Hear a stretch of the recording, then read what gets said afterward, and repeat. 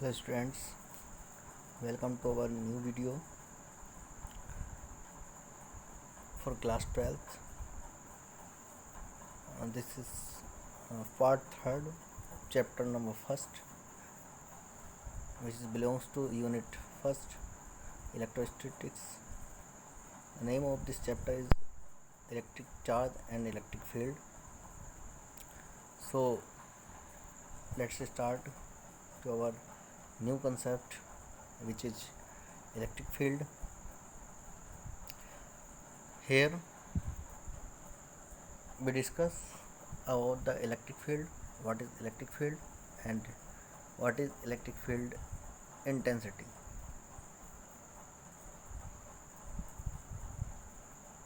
First of all, we discuss about electric field. Electric field क्या होता है, ठीक है, इस बारे में हम अब देखेंगे आज कि इलेक्ट्रिक फील्ड क्या होता है, इलेक्ट्रिक फील्ड इंटेंसिटी क्या होती है। तो सबसे पहले तो हम इलेक्ट्रिक फील्ड की डेफिनेशन देखेंगे कि इलेक्ट्रिक फील्ड क्या होता है, ठीक है। उसके बाद हम आगे इलेक्ट्रिक फील्ड इंटेंसिटी की चर्चा करेंगे। देखिए, जैसा कि हमने देखा कि एक फोर्स, एक चार्ज दूसरे चार्ज पर एक फोर्स लगाता है।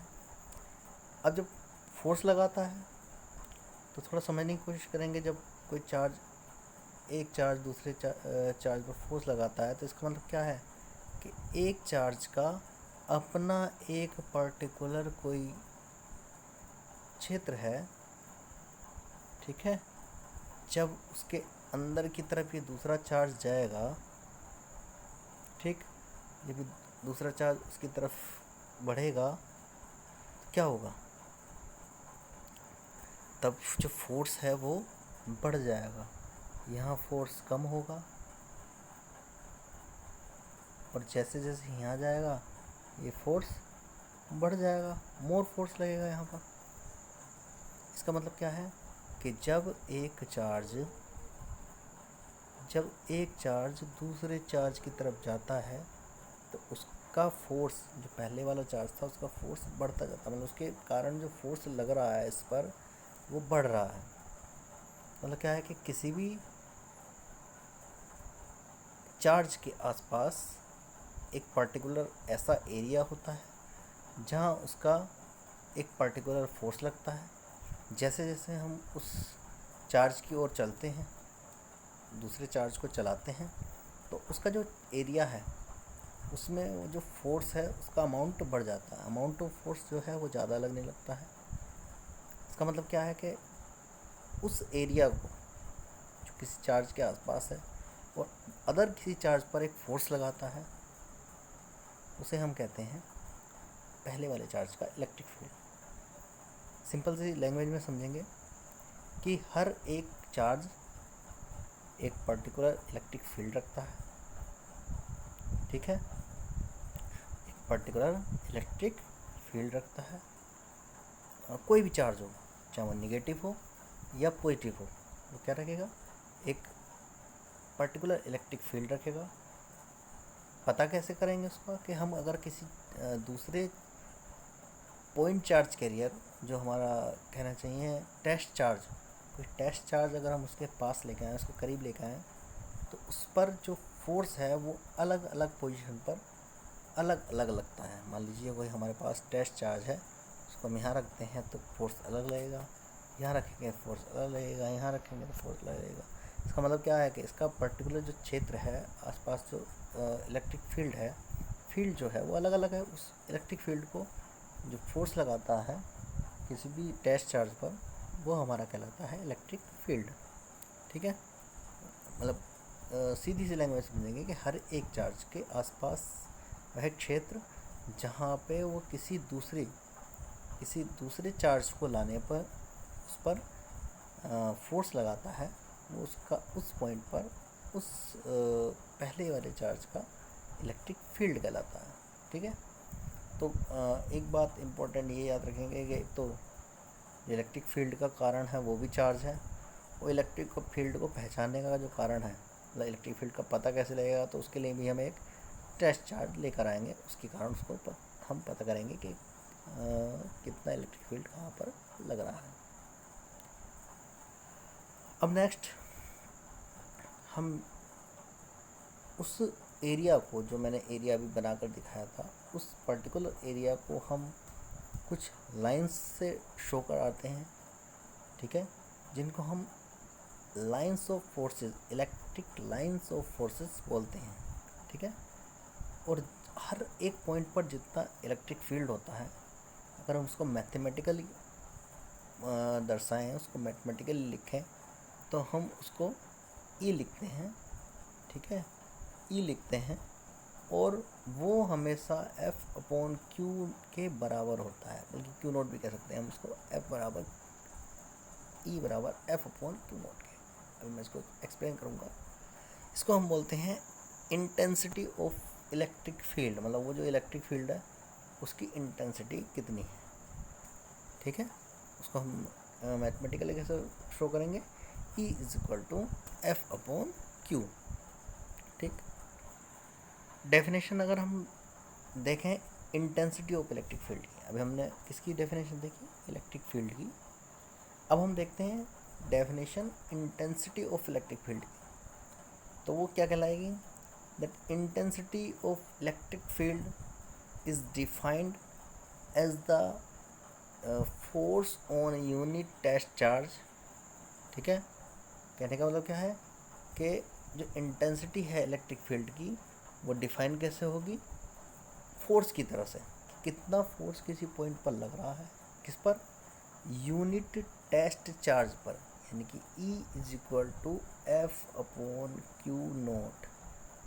अगर क्यू नोट को हम कितना मान लें, यूनिट मान लें, एक तो टेस्ट चार्ज है, पहली बात तो टेस्ट चार्ज क्या होता है, तो उसके लिए टेस्ट चार्ज को समझेंगे। टेस्ट चार्ज क्या होता है कि क्यू नोट को हम टेस्ट चार्ज बोलते हैं, क्यू नोट से इसको लिख देते हैं, और इसका जो इलेक्ट्रिक फील्ड है वो ज़ीरो इलेक्ट्रिक फील्ड होता है, ठीक है। क्यू नोट के बारे में याद रखेंगे कि क्यू नोट जो है वो कैसा चार्ज है, टेस्ट चार्ज है, पहली बात। दूसरी बात, इसका जो है जीरो इलेक्ट्रिक फील्ड होता है,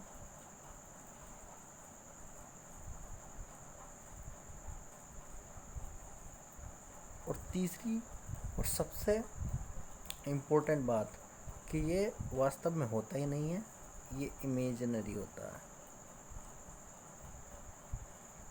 ठीक है। ये कैसा होता है, ये इमेजिनरी होता है। तो किसी भी चार्ज पर जो फोर्स लगता है, उस फोर्स के और खुद चार्ज दोनों के रेशियो को हम बोलते हैं electric intensity of electric field. या हम ये बोल सकते हैं कि अगर हमारा टेस्ट चार्ज यूनिट है, तो उस पर जितना भी फोर्स किसी पॉइंट पर लगता है, वो उस पॉइंट पर इलेक्ट्रिक फील्ड के बराबर होता है, ठीक है। इसको हम याद रखेंगे। आगे देखिए, प्रॉपर्टीज ऑफ इलेक्ट्रिक फील्ड क्या होती हैं, बहुत इम्पोर्टेंट, ये तीनों बहुत कम इम्पोर्टेंट कंसेप्ट हैं। इलेक्ट्रिक फील्ड क्या होता है, इलेक्ट्रिक फील्ड की इंटेंसिटी कितनी होती है, इलेक्ट्रिक फील्ड लाइंस किसको बोलते हैं, और properties of intensity of electric field क्या होता है, ठीक है। तो सबसे पहली जो प्रॉपर्टी है, that it is a vector quantity. ये कैसी क्वांटिटी है, वेक्टर क्वांटिटी। पहली बात समझेंगे, बहुत इंपॉर्टेंट चीज़ है कि इलेक्ट्रिक फील्ड कैसी क्वांटिटी है, वेक्टर क्वांटिटी। मैंने पहले भी बताया था आपको, फोर्स भी वेक्टर क्वांटिटी होता है, और वेक्टर क्वांटिटी होने से फ़र्क क्या पड़ता है, फ़र्क ये पड़ता है, एक तो हम वैसे ही याद रखेंगे कि इसकी प्रॉपर्टी है, दूसरा ये हमें याद रखना है कि जब भी हम उसको किसी भी पॉइंट पर, मान लीजिए बहुत सारी अलग अलग चार्जेस अपनी अपनी इंटेंसिटी लगा रहे हैं, तो किसी पॉइंट पर बहुत सारे चार्जेस होने के कारण जो इंटेंसिटी होगी वो लगेगी तो बहुत मतलब अलग अलग डायरेक्शन में, लेकिन जब हम उनका रिजल्टेंट निकालेंगे, तब हमें वेक्टर क्वांटिटी को फॉलो करना पड़ेगा, मतलब वेक्टर के लॉ को लगाना पड़ेगा, ठीक है। और यहाँ हमारी एक फॉर्मूला है जो कि हम 11th क्लास में पढ़े थे, R is equal to root A square plus B square plus 2ab cos theta. ठीक है, ये हमारा एक फॉर्मूला है। इस फॉर्मूला को हम बार बार यूज करेंगे जब भी हमें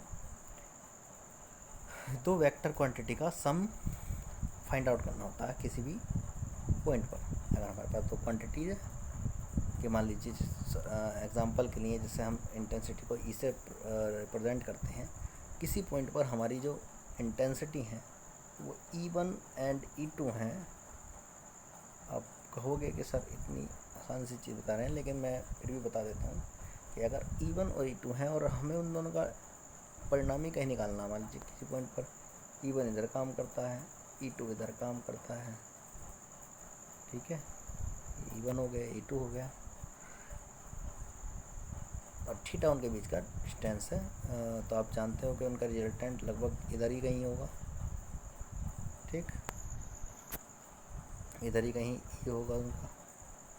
तो हम जब उनका परिणामी निकालेंगे तो वो आएगा E is equal to root E1 square plus E2 square plus 2E1 E2 cos theta. ठीक, इससे निकलेगा। ये रिजल्टेंट निकालने का फॉर्मूला है। ये F4 से निकालेंगे तब भी यही फॉर्मूला हमें याद रखना है, ये यूज़ करना है। तो सबसे पहली बात क्या है कि वेक्टर क्वांटिटी होती है हमारी इलेक्ट्रिक फील्ड। दूसरा है its direction is the same as the force experience on the positive charge. मतलब पॉजिटिव चार्ज हमारा जितना एक्सपीरियंस शो करता है, फील करता है किसी भी इलेक्ट्रिक फील्ड में, वही हमारी डायरेक्शन होती है। मोटा मोटा समझ लेते हैं कि जो इलेक्ट्रिक फील्ड की डायरेक्शन होती है, याद रखनी है हमें, वो हमेशा पॉजिटिव से निगेटिव की ओर होती है। ठीक है, जब भी कहीं अगर हमें इलेक्ट्रिक फील्ड लाइंस दिखाई देती हैं, जैसे मान लीजिए इलेक्ट्रिक फील्ड लाइंस को ऐसे शो करेंगे, तो इसका मतलब ये होगा, हम ये सपोज़ करेंगे अपने, अगर कहीं लाइन दिखाई दे रही है और हमें ये भी नहीं पता कि पॉजिटिव चार्ज किधर है और निगेटिव चार्ज किधर है, तब भी हमें यह मानकर चलना है कि ये जो साइड है वो पॉजिटिव साइड को बिलोंग करती है और ये जो साइड है वो निगेटिव साइड को बिलोंग करती है। आप अकेला भी मान सकते हैं, इसको ना माने, इसको नहीं भी मानेंगे हम इधर वाले को, तो ये पॉजिटिव को हम लेट कर सकते हैं, एक साइड हम पॉजिटिव मान सकते हैं। लेकिन अगर हम पॉजिटिव को भी ना माने तो दूसरी जो साइड है वो नेगेटिव मानी जा सकती है। ठीक है, आगे चलते हैं। Electric field due to positive charge is always away it while due to negative charge always towards it. यानी कि जो इलेक्ट्रिक फील्ड होता है वो हमेशा पॉजिटिव से बाहर की तरफ और नेगेटिव अपनी ओर इलेक्ट्रिक फील्ड को खींचता है। यानी कहीं भी, अभी जैसे मैंने एग्जांपल बताया वही सेम है, उसी को याद रखना है। ठीक है, its unit is newton per coulomb. और हम यहाँ से भी देख सकते हैं E is equal to F/Q। F का जो यूनिट होती है वो न्यूटन होती है, Q की जो यूनिट होती है वो कूलम होती है। So the unit of electric field जो बन जाती है वो न्यूटन पर कूलम बन जाती है। एक और होती है इसकी यूनिट वोल्ट पर मीटर, वोल्ट पर मीटर। ये हम आगे पढ़ेंगे पोटेंशियल वाले चैप्टर में। ठीक है, फिर भी याद रख लेते हैं वोल्ट पर मीटर थोड़ी देर के लिए। ये भी इसकी यूनिट होती है, इलेक्ट्रिक फील्ड की ही यूनिट ये भी है। आगे it's dimension formula ML_T-3 A-1। क्या ऐसे ही आता है डायमेंशन फॉर्मूला? डायमेंशन फॉर्मूला तो हम फाइंड आउट भी कर सकते हैं कि भाई E की जो यूनिट है वो क्या है, unit of E is equal to कितना, न्यूटन पर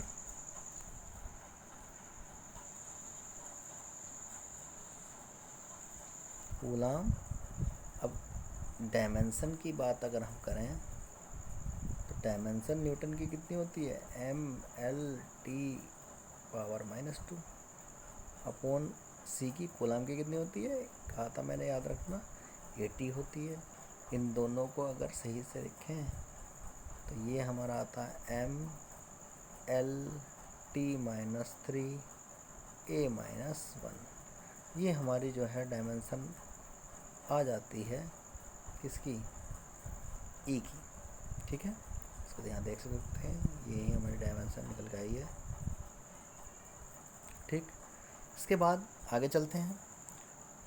नेक्स्ट हमारा पॉइंट है force on a point charge is in same direction of electric field on positive charge and in opposite direction on a negative charge। यानी force जो होता है वो same direction में होता है इलेक्ट्रिक फील्ड के, किस पर, पॉजिटिव चार्ज। अगर हमारा पॉजिटिव चार्ज है तो इलेक्ट्रिक फील्ड की डायरेक्शन वही होगी जो उस पर लगने वाले फोर्स की डायरेक्शन है।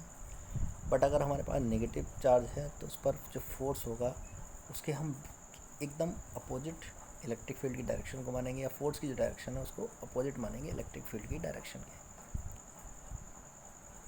ठीक है। इसके बाद ये भी जान लेते हैं कि वो फोर्स कितना होगा, अमाउंट ऑफ फोर्स होगा कितना, तो वो होगा F is equal to Q E. कितना होगा, F is equal to Q E. ये थोड़ा गलत लिखा हुआ है, इसको ठीक कर लेंगे। F is equal to Q E, यानी कि अगर हमारा कोई क्यू चार्ज किसी पॉइंट पर रखा हुआ है जहाँ इलेक्ट्रिक फील्ड ई है, तो वहाँ जो फोर्स लगेगा उस चार्ज क्यू पर वो लगेगा F is equal to Q E. अब आप कहेंगे क्यू नोट नहीं लगाया, वहाँ जो क्यू नोट था उसका एक अलग ही मायने था टेस्ट चार्ज से। यहाँ हम टेस्ट चार्ज की बात नहीं कर रहे हैं, यहाँ हम किसी भी चार्ज की बात कर रहे हैं। तो किसी भी चार्ज पर लगने वाला जो फोर्स होगा वो होगा F is equal to Q E, ठीक है। आगे देखते हैं।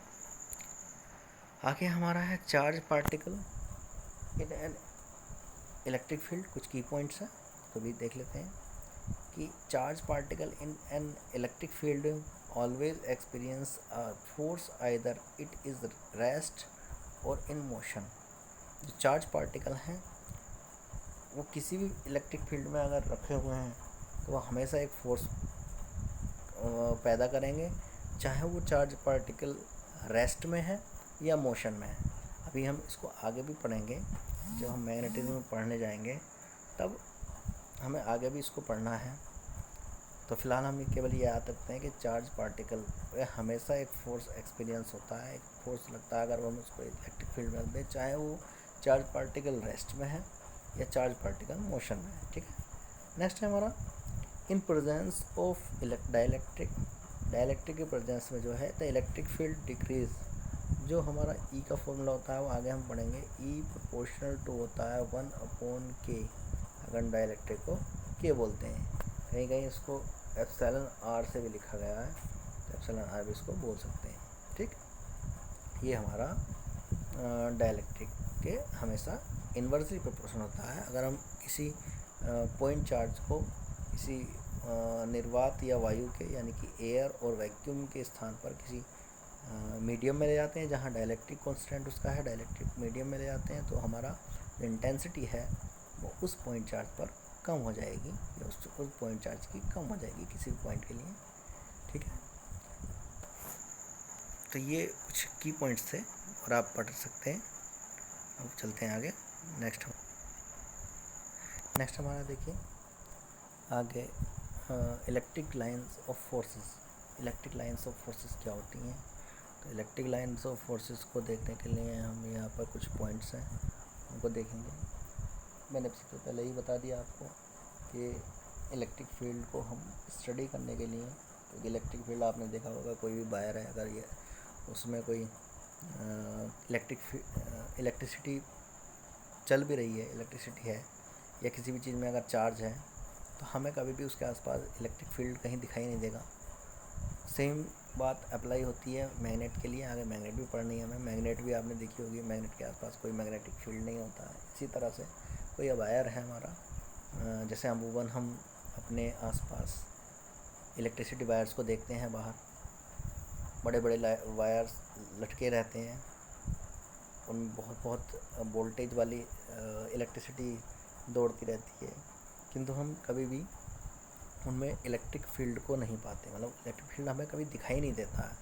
हमें ये तो पता है कि उसके अंदर चार्ज दौड़ रहा है, अभी मैंने बताया भी था कि रेस्ट में हो या मोशन में हो, उसके आसपास इलेक्ट्रिक फील्ड हमेशा रहता है।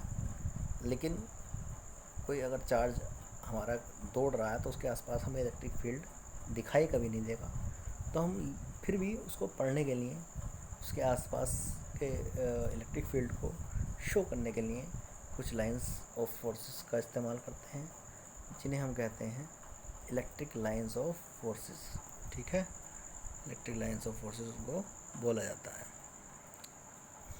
तो उसके बारे में हमें याद रखना है कि सबसे पहले तो जो इलेक्ट्रिक लाइंस ऑफ फोर्सेस होती हैं वो इमेजिनरी होती हैं, वास्तव में उनका कोई मतलब नहीं होता है कि कहीं इलेक्ट्रिक फील्ड है तो वहाँ हम लाइंस को पाएंगे, अपनी आंखों से देखेंगे, तो ऐसा कभी नहीं होगा। हम सिर्फ उनको स्टडी करने के लिए इलेक्ट्रिक लाइंस ऑफ फोर्सेस को यूज़ करते हैं। Can never cross each other. दूसरा क्या है कि दो इलेक्ट्रिक फील्ड लाइंस कभी भी एक दूसरे को क्रॉस नहीं करेंगी, यानी कोई इलेक्ट्रिक लाइन इस तरह से है, लाइन ऑफ फोर्स दूसरी इस तरह से है, तो ऐसा कभी भी संभव नहीं है कि वो एक दूसरे को कट करते जाएं। इसका कारण क्या होता है वो भी मैं एक्सप्लेन कर देता हूँ, और ध्यान रखेंगे ये आया हुआ है कि why two electric field lines does not cut to each other cross each other. इसको एक्सप्लेन कर दीजिए। तो इसकी जो एक्सप्लेनेशन है वो ये है कि अगर मान लीजिए दो इलेक्ट्रिक फील्ड लाइंस ने एक दूसरे को कट कर दिया, तो ऐसा करने पर इस पॉइंट पर इलेक्ट्रिक फील्ड के दो अलग अलग डायरेक्शन हमें मिल रही हैं, विच इज़ इम्पॉसिबल। कभी भी हमारी जो वेक्टर क्वांटिटी होगी वो सेम पॉइंट पर never has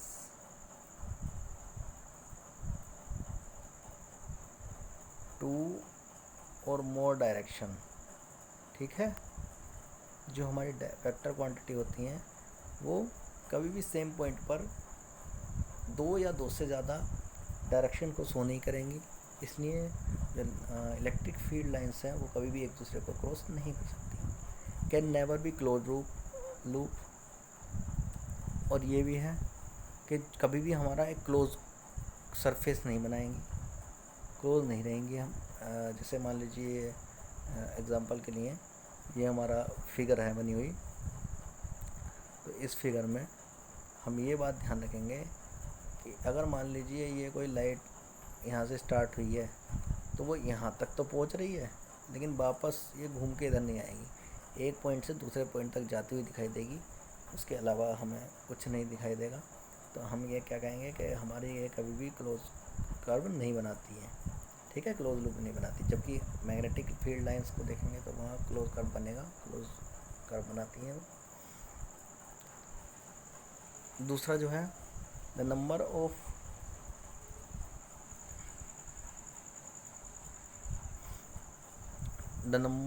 of lines originating और terminating on a charge is proportional to magnitude of charge. मतलब मैग्नीट्यूड ऑफ चार्ज पर डिपेंड करती है, कितना मैग्नीट्यूड ऑफ चार्ज है, जितना पास में हम चार्ज के जाएंगे वहाँ उतनी ही ज़्यादा इंटेंसिटी होती है।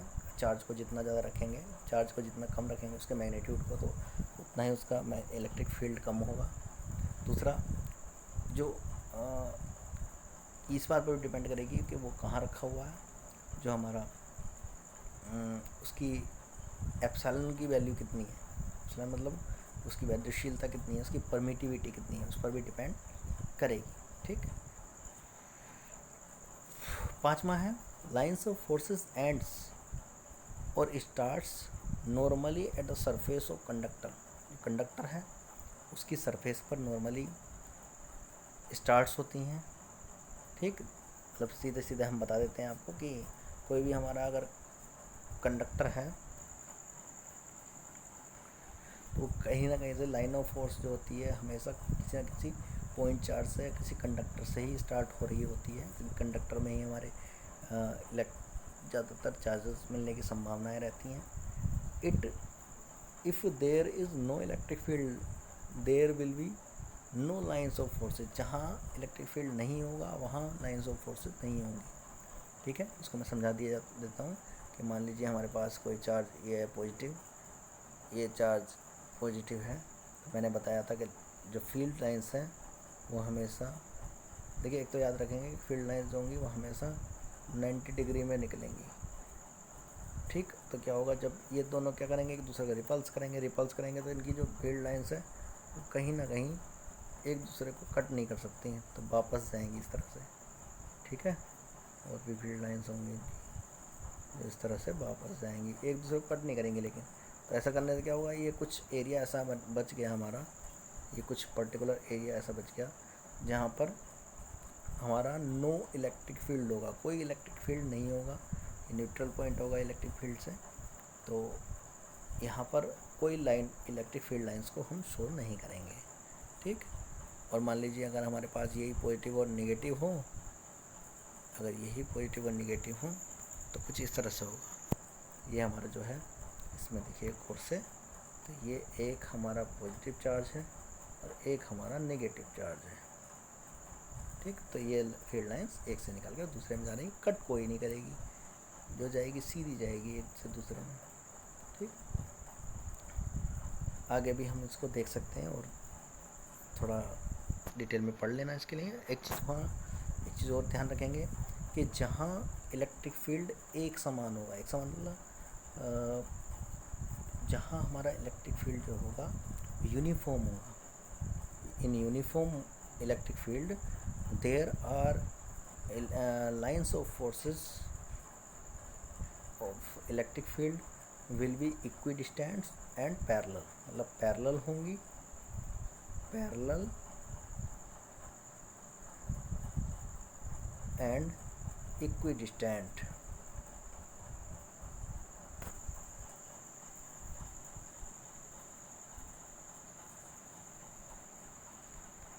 ठीक है। इक्विडिस्टेंट फॉर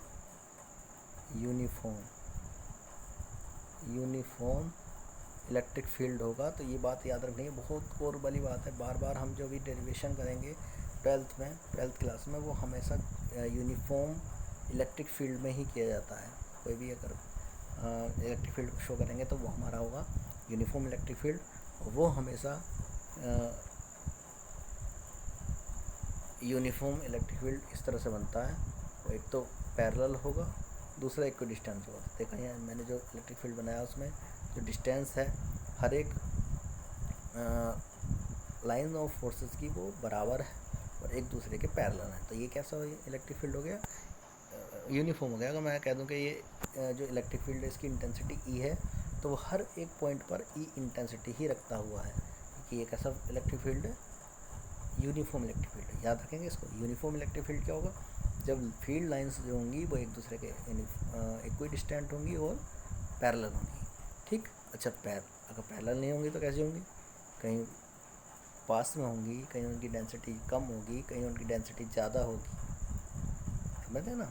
जो इंटेंसिटी है, जो फील्ड लाइंस हैं वो कहीं कहीं पास में होंगी, कहीं दूर दूर होंगी, तो वो कैसे होंगी, जहाँ इलेक्ट्रिक फील्ड लाइंस पास होंगी वहाँ इंटेंसिटी ऑफ इलेक्ट्रिक फील्ड ज़्यादा होगी। याद रखना, जहाँ फील्ड लाइंस आपस में जो डिस्टेंस है उनकी कम होगी, वहाँ जो हमारा इंटेंसिटी है वो ज़्यादा होगी। जैसे इस फिगर में देखते हैं कि यहाँ देखिए जो लाइंस हैं वो एक दूसरे के बहुत पास हैं, और वहीं इस पॉइंट पर अगर हम देखें तो यहाँ जो लाइन है वो एक दूसरे से बहुत दूर है। इसका मतलब क्या हो गया, यहाँ इंटेंसिटी मोर है, ठीक है, और यहाँ ये वीक इलेक्ट्रिक फील्ड को शो करता है। यहाँ इलेक्ट्रिक फील्ड स्ट्रॉन्ग है और दूसरा यहाँ इलेक्ट्रिक फील्ड बहुत ज़्यादा वीक है। इसको हमें याद रखना है इलेक्ट्रिक फील्ड लाइंस को, ठीक। ये हमारा हो गया इलेक्ट्रिक लाइंस ऑफ फोर्सेस के बारे में। इस वीडियो में फ़िलहाल इतना ही, से नेक्स्ट वीडियो में हम आपको डेरिवेशन समझाएंगे। इस टॉपिक को यही बहुत इम्पोर्टेंट टॉपिक है, इस टॉपिक को तैयार कर लीजिए बच्चों, आगे के लिए नेक्स्ट वीडियो का इंतज़ार करेंगे।